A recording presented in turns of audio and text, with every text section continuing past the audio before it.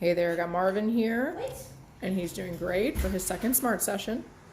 As you can see, Taylor is working on weight at the front door. We've been asking him to practice weight at the gate, which he did do well, but obviously the front door is extremely important, so doing some of that. Now we're going to transition into working a little bit of some porch focus.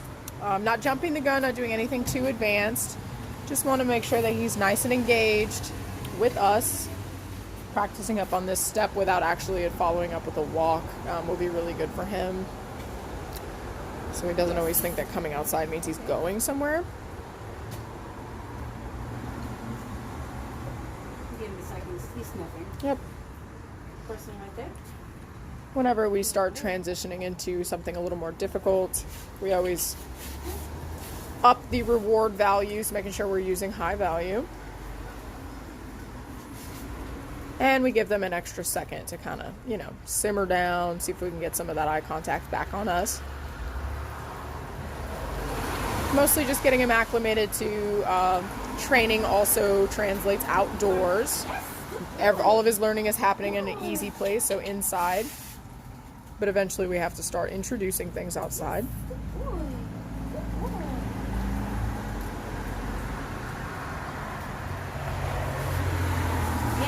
Good. Yes, good boy. Very good. You'll notice that he's offering Taylor just a little bit more eye contact, even if it is just a little bit of a check-in. We do not expect prolonged eye contact the first time we're out here trying this, but a little bit of a check-in is a good indicator that, training is working and that he is thinking like, oh, maybe I need to see what the other end of the leash wants first.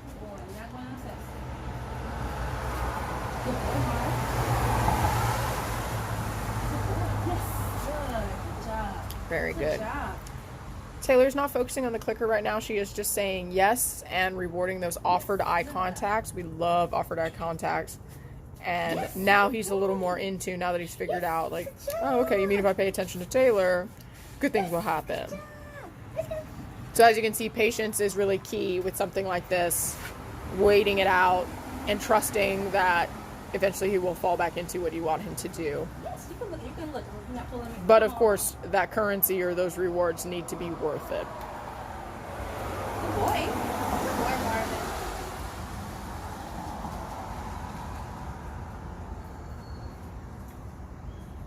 Start coming down the bicycle.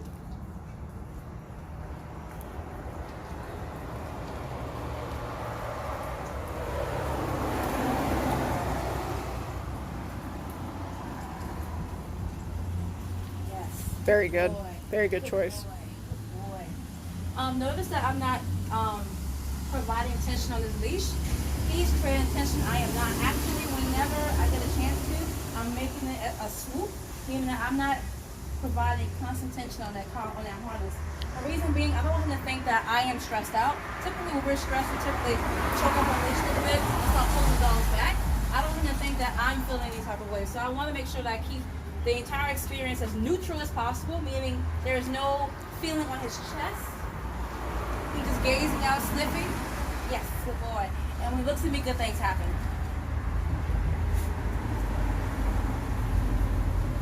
Yes.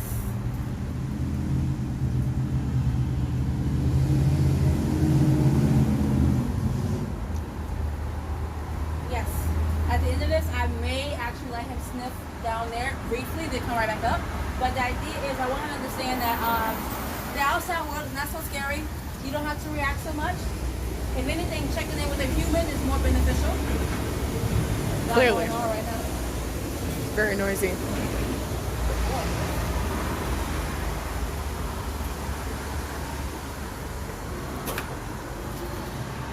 This is a really good measure of your walk. When I first came out here, he was already pulling. That tells me if I went down there, he would have pulled me down the stairs and pulled me down the street. I need him to be able to not pull here first, and then we can go down the stairs and then go down the street. But if he's already pulling right here, that I already lost the walk, if it makes any sense. Good job. Yes.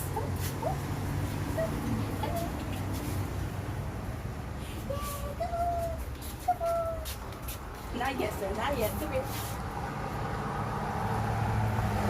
Yes, good boy. Yes, excellent. Excellent. Good job. Good boy. All right, no more hot dogs. Yes. I know it's a milk bowl. Oh my God. He's like, excuse me.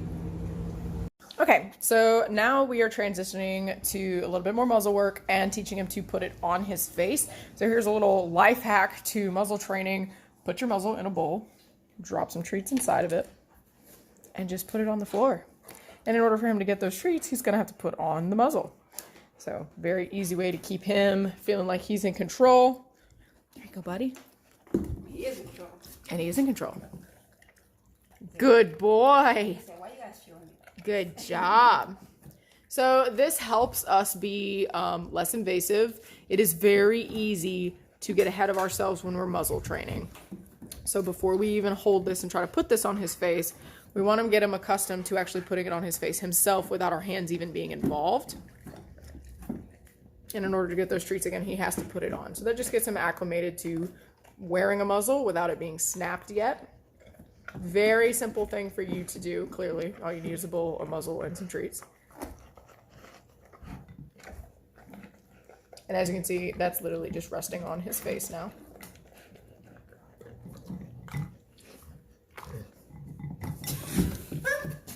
But in order for him to get treats, I am going to make him muzzle in. Make sure he doesn't try to move around it. Like, no. Marvin's very smart. He is smart. He tried to move it and like, no, that's not how we do things.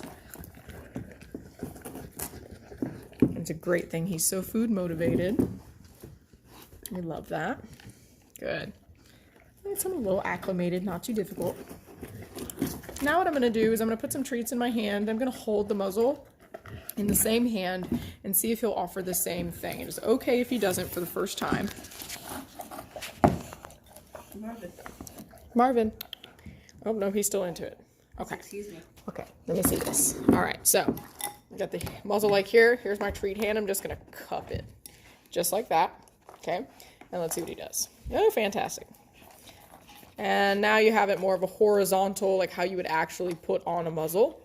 These are both really good, effective ways for getting him accustomed to putting it on. Last time we were here and we introduced the muzzle, we just got him acclimated with just touching it. But now we want him to, let's move forward. Let's actually get his face in this thing and get him accustomed to wearing it for, a few long periods of time.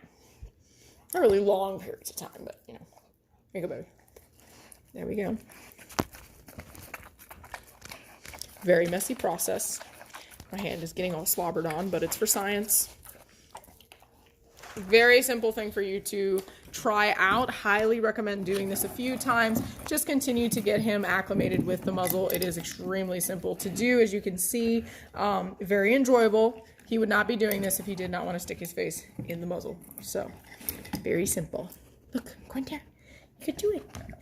Good boy. All right, and that is the session for today. Keep chipping away at it. It's very evident that you've been practicing weight. He did very good outside, and we will see you soon. See ya.